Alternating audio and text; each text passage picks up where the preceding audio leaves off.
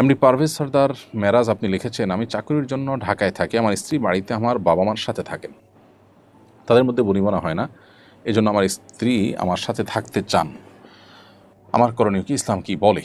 দেখুন, ইসলামের দিক থেকে কি বলা হচ্ছে এই প্রশ্নের উত্তরে। আপনার বাবা মাকে সেবা করবার জন্য আপনি কোনো লোক রেখে দিবেন, কোনো লোকের মাধ্যমে চেষ্টা করবেন, আর তাদের সুস্থ সবল হয় তাহলে সেক্ষেত্রে তাদের নিজের কাজ যদি নিজেরা করতে পারেন সেটা তো খুবই ভালো কথা।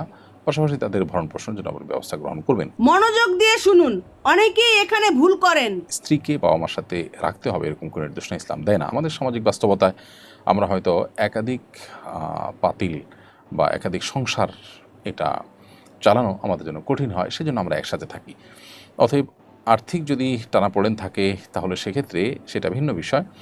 সেক্ষেত্রেও আপনি স্ত্রীকে বাবা মার কাছে থাকলে স্ত্রীর যে ন্যূনতম অধিকার আছে, তার প্রাইভেসি, তার আপনার স্বাধীনভাবে চলাফেরার সুযোগ, সেগুলো সবই অবারিত রাখতে হবে।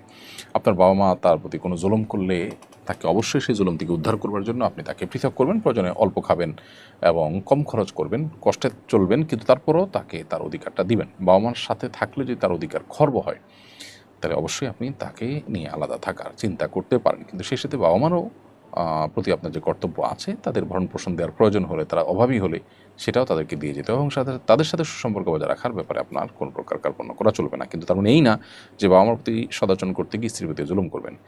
সবাইকে ধন্যবাদ শেষ পর্যন্ত আমার সাথে থাকার জন্য।